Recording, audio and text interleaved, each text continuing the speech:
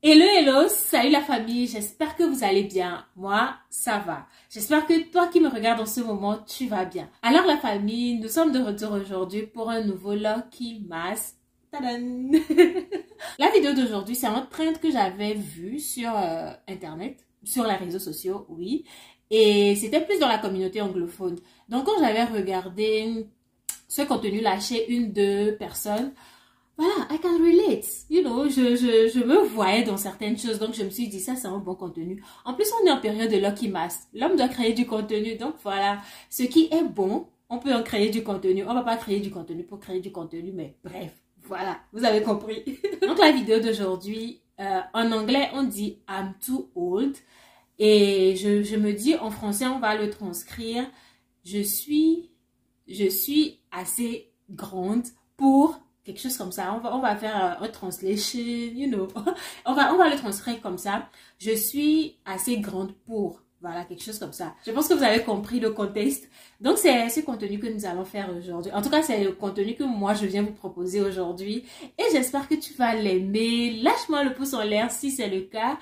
Abonne-toi, mais avant de t'abonner, abonne-toi. Abonne-toi en même temps. Clique juste sur le bouton s'abonner. Active toutes les notifications, bien sûr. Mais surtout, faut nous rajouter certaines choses dans les commentaires. Si tu penses que tu es déjà assez grande pour certaines choses, vas-y, mets-nous tout dans les commentaires. Et également, partage la vidéo. Yes! Faut la partager avec d'autres personnes. Faut la partager sur tes réseaux, dans tes stories, peut-être sur Instagram. Tu peux me taguer d'ailleurs. Voilà, on va maintenant faire les choses bien. Tu peux capturer une partie ou bien juste, voilà, partager ça sur, dans tes stories. Me tag, je pourrais reposter. Donc voilà, on y va. Dans la vidéo, première chose dans ma liste aujourd'hui, je suis déjà assez grande pour prendre soin de moi. C'est-à-dire, pas seulement prendre soin de moi seulement comme ça, mais être intentionnel sur la chose. Le self-care, comme on le dit en anglais, on peut mettre dedans les activités physiques. Et aujourd'hui, moi, je pense qu'on doit dépasser cette mentalité-là que quand une personne fait des activités physiques, c'est seulement ou bien c'est forcément pour la perte de poids. Aujourd'hui, on peut mettre les activités physiques dans sa routine quotidienne ou bien voilà, dans sa routine quotidienne, si on peut le dire comme ça, sans forcément que ça soit uniquement que pour la perte de poids. Une personne, peu importe son poids ou bien sa forme, peut mettre le sport. Il y en a même qui font le sport ou bien les activités physiques. Ils le font régulièrement, mais ils ne perdent pas forcément du poids comme les autres voilà, comme les autres le voudraient ou bien selon les attentes des autres, tu vois. Donc, aujourd'hui, faire les activités physiques, ça fait partie de moi.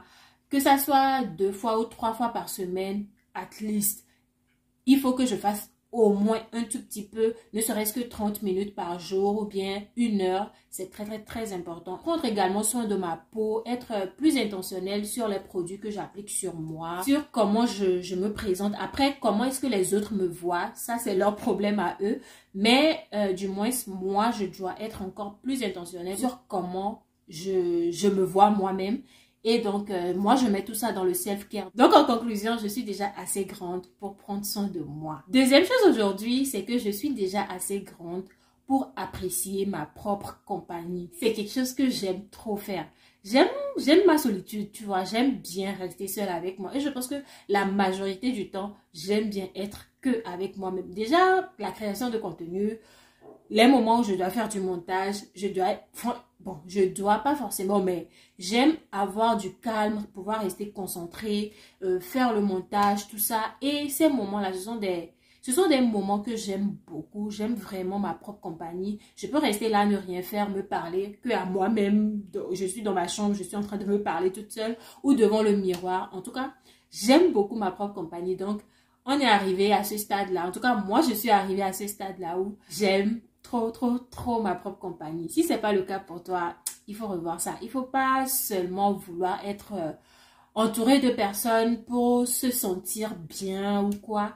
Vraiment, c'est très, très, très important de pouvoir aimer sa propre compagnie. Et tu vas voir que tu tu vas te découvrir, tu vas te redécouvrir, tu vas te redécouvrir.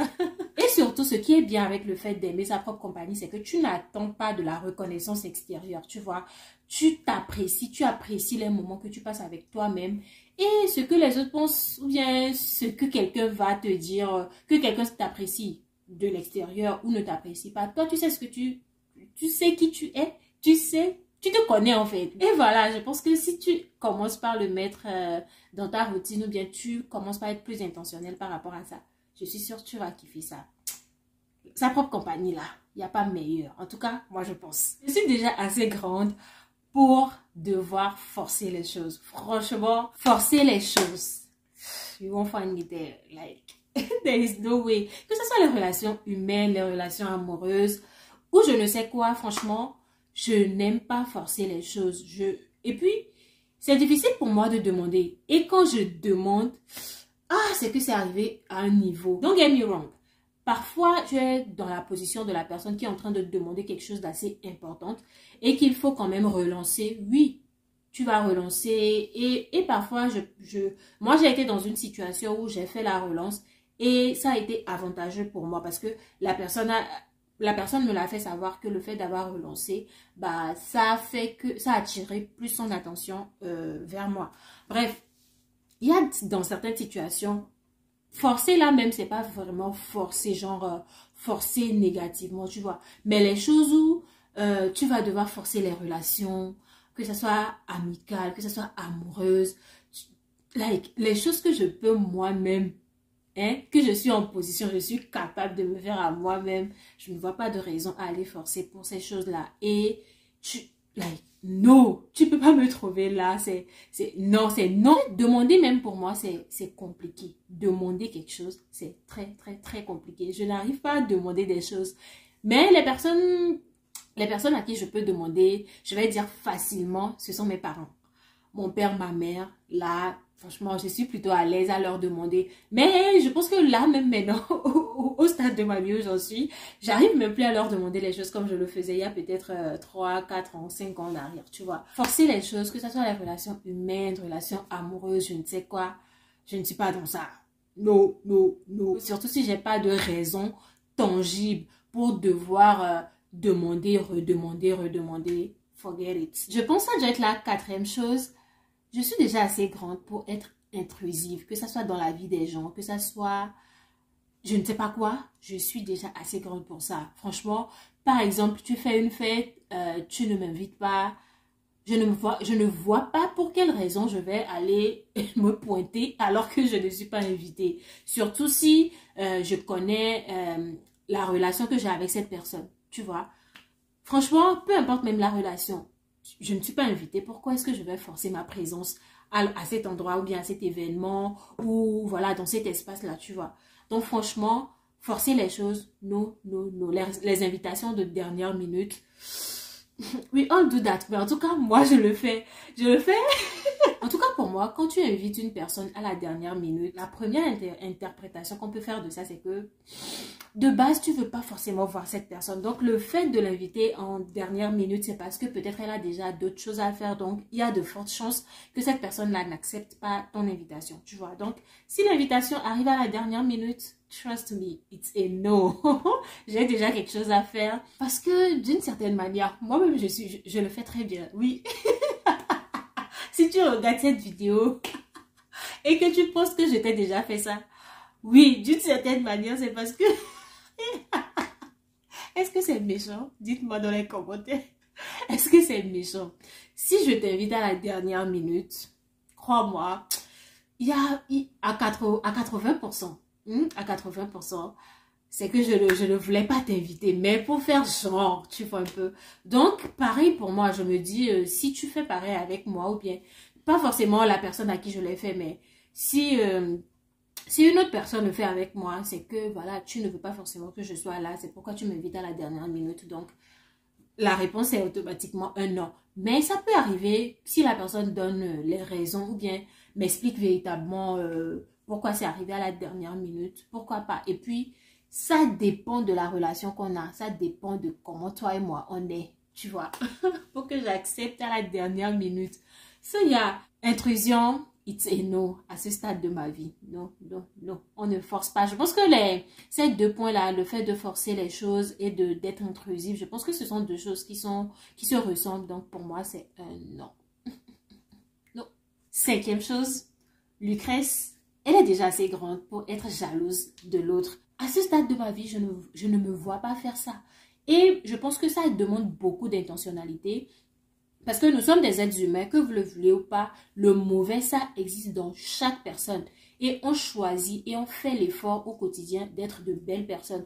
Donc ça demande beaucoup d'intentionnalité. Quand tu apprends une bonne nouvelle sur une personne, ben de prendre le dessus sur ces mauvaises émotions-là. Et, ou bien, oui, ces mauvais sentiments ou je ne sais quoi.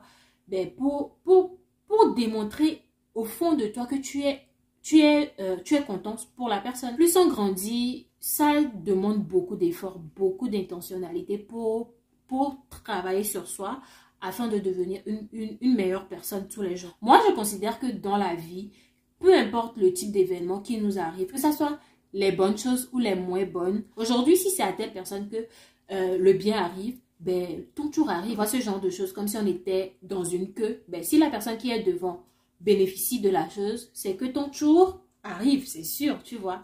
Donc, mieux tu es contente pour cette personne-là. Et il y a tellement de joie à partager du positif. Je ne sais pas. I don't know. Je ne sais pas les gens qui sont négatifs, qui sont toxiques. Je ne sais pas comment ils le font. Et puis, bizarrement, les genres de personnes qui vont te manifester clairement. Il y en a, hein, ils te manifestent clairement leur jalousie. Ben, lorsque eux, leur tour va arriver et que les bonnes choses vont leur arriver, ils veulent que toi, tu sautes de joie pour eux. I've never understood that. Et maintenant, eux, ils sont les premiers à traiter les autres de jaloux ou de jalouses. C'est drôle quand même. Mais voilà, il faut vraiment faire ce travail-là sur soi, être plus intentionnel. Franchement, devenir adulte là. Allez, c'est du travail. C'est du travail surtout interne. Et ça va refléter vers l'extérieur et c'est là que les autres vont le remarquer. Mais c'est beaucoup, beaucoup, beaucoup de travail. Et ce travail, c'est tous les jours. Mais sinon, être jalouse de l'autre, Lucrèce, elle est déjà assez grande pour ça. Et je ne pense même pas que c'est... Je ne pense même pas avoir été jalouse d'une personne une fois. Je ne pense pas. Je pense que ce côté-là où... peut-être telle personne est dans cette position automatiquement, ça vient, toi tu te dis, oh waouh, mais si telle personne elle est dans cette position, ben moi aussi je peux y arriver. Mais ça ne veut pas dire que tu es jalouse de la personne, tu aspireras à du meilleur pour toi, tu vois. Mais en même temps, tu démontres à la personne que tu es contente pour elle, tu vois. Surtout quand, moi ce que je n'aime pas surtout c'est quand les gens, ils sont neutres, ils font genre, ça ne le fait ni froid ni chaud, que quelque chose de bien ou quelque chose de moins bien t'arrive. Bref, il faut être humain en fait. Il faut être humain. Voilà, c'est aussi simple que ça. Je suis déjà assez grande pour ne pas être assez ouverte et partager l'information avec les autres. Franchement, les gens qui font ça, je ne sais pas comment vous faites. Bon, je ne suis pas là pour vous juger. Hein. Je ne suis pas là pour vous juger. Je ne suis pas là du tout pour vous juger. Mais... I can't understand. Like, les gens qui font genre les fiers que ce sont eux qui ont l'information. Je ne sais pas comment vous faites. Bon, après, don't get me wrong, je suis de ceux qui pensent que s'il le faut, si nécessaire, il faut payer pour avoir l'information. Oui. Mais il y a certains contextes où, si tu sais de quoi je suis en train de parler, dis-nous dans les commentaires. Ou si tu peux même décrire-nous l'une de ces situations-là dans laquelle tu as déjà été. Il y a même des situations où l'information que tu détiens peut aider à améliorer quelque chose. Moi, je ne vois pas comment les gens ils font pour accepter ou bien vivre dans la négativité. Comment est-ce que je vais savoir que le fait de partager cette information avec l'autre va rajouter quelque chose de positif à lui ou même à moi, à la mesure du possible? Tant que je peux passer l'information à l'autre, je n'hésite pas, je le fais. Dans la mesure du possible, parce qu'il y en a certaines personnes là, ils exagèrent. Ils demandent certaines choses, ni à eux, ni à moi. Ça leur ajoute rien, ou voilà, ça ne leur enlève rien. Franchement, moi, je ne trouve pas d'intérêt à passer ces genres d'informations là. Mais quand je sais que cette information peut t'aider, ben, clairement, je la partage avec toi en fait. Je ne vois pas pourquoi. Je ne vois pas pourquoi il y en a certaines personnes ils savent très bien que ils peuvent aider en partageant cette information-là avec l'autre. Mais ils font les fiers, c'est moi qui ai l'information, tu vas tout le temps revenir vers moi. Like, je n'ai jamais pu comprendre ça. Et pour moi, quand tu arrives à un certain niveau, tu arrives à un certain âge. En fait, je ne veux pas parler d'âge parce que l'âge, c'est pas forcément ce qui fait la chose. C'est la mentalité, c'est le mindset, you know. Moi, je trouve du plaisir à le faire. Quand tu me demandes quelque chose et que je sais que ça peut t'apporter quelque chose de positif, je ne vois pas de raison pour ne pas le partager avec toi. Sauf si tu viens de me demander quelque chose de stupide. J'aime pas dire les vilains mots. Mais il y en a certaines personnes qui viennent te poser certaines questions. C'est pourquoi en fait? C'est pourquoi? Surtout quand ça a trait à la vie privée d'une personne. Tout le monde n'est pas obligé de tout dévoiler de lui en fait. Ne venez pas poser certaines questions aux gens. Franchement, je suis déjà assez grande pour ne pas pouvoir prendre des décisions pour moi. Et que je dois toujours demander l'avis des autres. Il peut arriver que, voilà, on prenne des décisions qui ne sont pas forcément les bonnes. Mais moi, je pense que peu importe, on en tire des leçons. Donc, à un certain moment, il faut apprendre à prendre des décisions pour soi et être prêt à les assumer. Peu importe les conséquences qui en sortent, il faut être prêt à assumer ces décisions-là qu'on prend. Et voilà, on ne peut pas tout le temps être là à demander l'avis des autres. Et quand quelque chose arrive par rapport à cette décision-là, pour laquelle on a eu à consulter, l'avis externe, lorsque quelque chose de mauvais arrive maintenant, on va pouvoir mettre la faute sur l'autre parce que c'est cette personne. Non, moi je ne suis pas. Hey, je déteste ça même. C'est pourquoi les personnes qui vont te dire que c'est un conseil que je te donne, c'est ton conseil, je ne t'ai pas demandé, surtout si je n'ai pas demandé ton conseil ou ton avis et que tu viens te positionner comme quoi, oui, c'est un conseil. Non, je ne t'ai pas demandé. Tant que je n'ai pas demandé ton avis, tant que je n'ai pas demandé un conseil de ta part, like, please, estime que les gens, ils te donnent des conseils ou bien ils te donnent leur avis en fonction de ce que eux ils ont expérimenté, en fonction de ce que eux ils pensent, en fonction de comment ils se voient, en fonction de leur vécu, et on n'a pas forcément la même perspective des choses. Donc parfois il faut avoir le courage de prendre des décisions pour soi, pas parfois, même à un certain moment de la vie. Charlie, you have to do that, ok? Et Lucrèce, elle est déjà assez grande pour ne pas pouvoir prendre des décisions pour elle. Ça peut arriver qu'on prenne de mauvaises décisions, mais il faut également pouvoir les assumer. Et c'est là qu'on trouve, voilà, qu'on peut voir ton courage, hein? C'est important, voilà.